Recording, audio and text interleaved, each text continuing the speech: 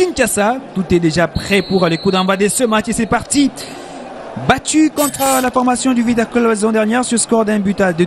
Et ce sera une contre-attaque peut-être pour les hommes de Camille Bolambo à l'entrée de la Juva de réparation. Il a un peu freiné et il va chercher à crocheter à l'entrée de la Juva de réparation. La frappe qui va passer au-dessus. Il a joué à la précipitation.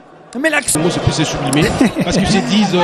Et c'est bon ballon, la frappe de Yacoub Sidi qui sera sorti par le portier Guy Serge Moukoumi. Il est resté vigilant et surtout une claquette impressionnante pour éviter. Mais attention avec Mumbere qui. Et c'est parti, Jérémy Mumbere qui va tirer ce ballon. Et la reprise de la tête qui n'a pas pu trouver le chemin de filet. D'inquiétude parce qu'on a toujours, quand on regarde avec club des SMP Renaissance, il y a toujours une frange des supporters qui sont contre. Et ce ballon qui est parti, Simon Omosola qui a repoussé les cuirs. Ah mais c'est comme ça que Renaissance peut.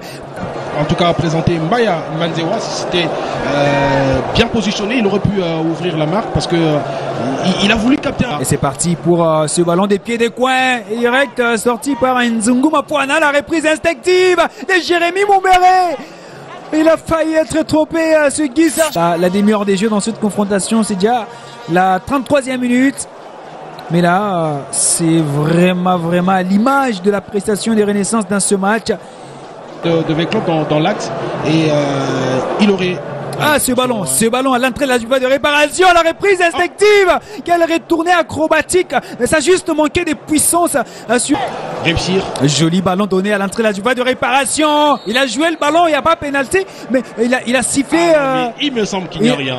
Il a joué le ballon, messieurs Zanaki qui signale ce ballon à l'entrée. Ah, il y a contact. Il y a contact. Mafuana.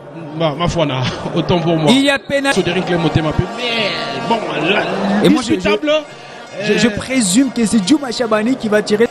Il a gros à jouer sur ce ballon et ce pénalty qui est parti. C'est dedans. Et voici l'ouverture du score. Et pour cette fois-ci, il a trompé le portier du FC Renaissance qui n'a pas réussi à stopper ce pénalty. 1 pour Veclub et 0 pour le FC Renaissance du Congo. Et pourtant il est mis qui aurait pu en tout cas ce penalty joué en 2 temps. Voilà, un but qui va faire plaisir à nos confrères notamment qui sont avec nous à l'instar des... Penalty malicieux tiré par Nzungu et par Ndjouma Chabani Adol. Le marqueur indique 1-0 pour l'association sportive Victoria Club. Ah, voilà, il est un peu...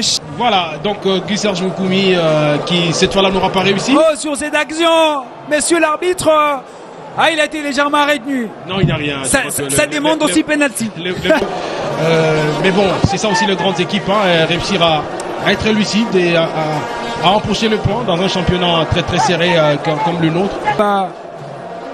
Envoyer le 22 acteurs au vestiaire. On va s'arrêter là. 1 pour l'Est Victoria Club, 0 pour le FC Renaissance. Le but était l'œuvre de Djouma Chabani ou Adol sur penalty. Une première mi-temps.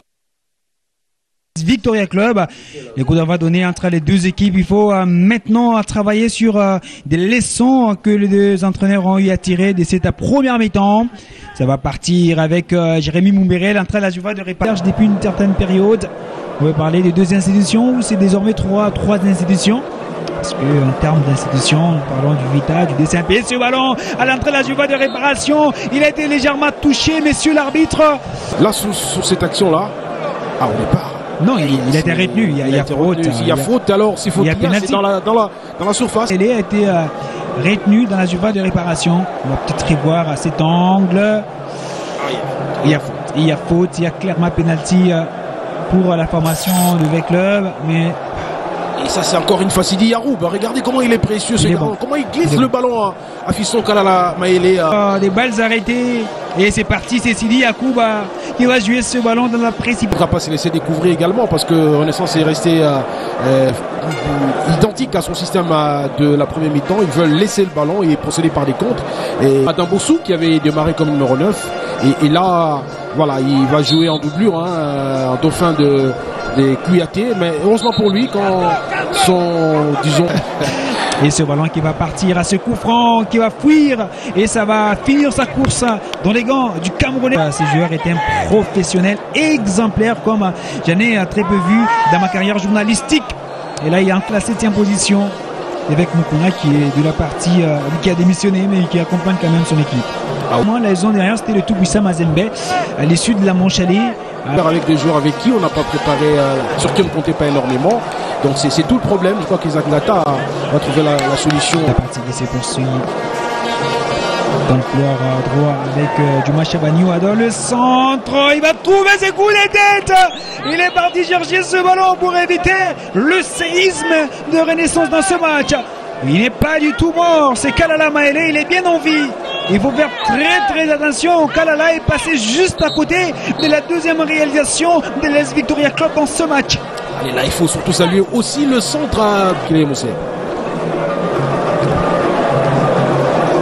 Ricky Toulengue Sindani, alors que belle claquette aussi de Guy Serge Moukoumi. Évidemment, c'était un bon travail en commençant par lui. En odeur de sainteté ces derniers temps avec le supporter de Rinkley Motema Pembe suite à certaines de ses réactions sur les réseaux sociaux. On espère pour lui qu'il va plutôt démontrer sur le terrain de quoi il est capable. Ce ballon qui est donné là du bas de réparation, c'est peut-être un penalty. Et messieurs l'arbitre qui signale ce penalty.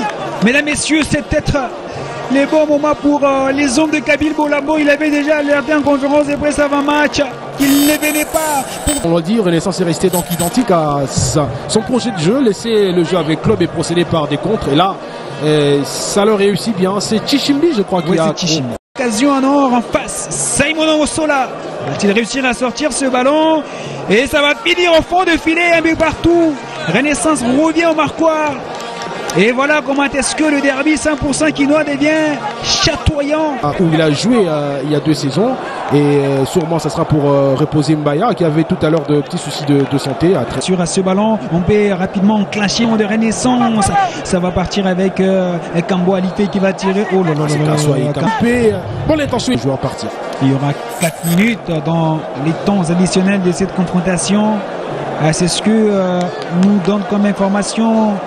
Avec ce marquoir de Karim Ayom, il y aura 4 minutes. Et c'est là qu'on va s'arrêter. On va donner la parole à Patrick Lopika. Qu'est-ce qui s'est passé? Alors qu'on avait indiqué 4 minutes de temps additionnel, on n'en aura joué que 2 pratiquement, 2 minutes 57. Et Patrick Lopika qui va nous permettre justement de vivre, de prendre les réactions à chaud des 2 entraîneurs.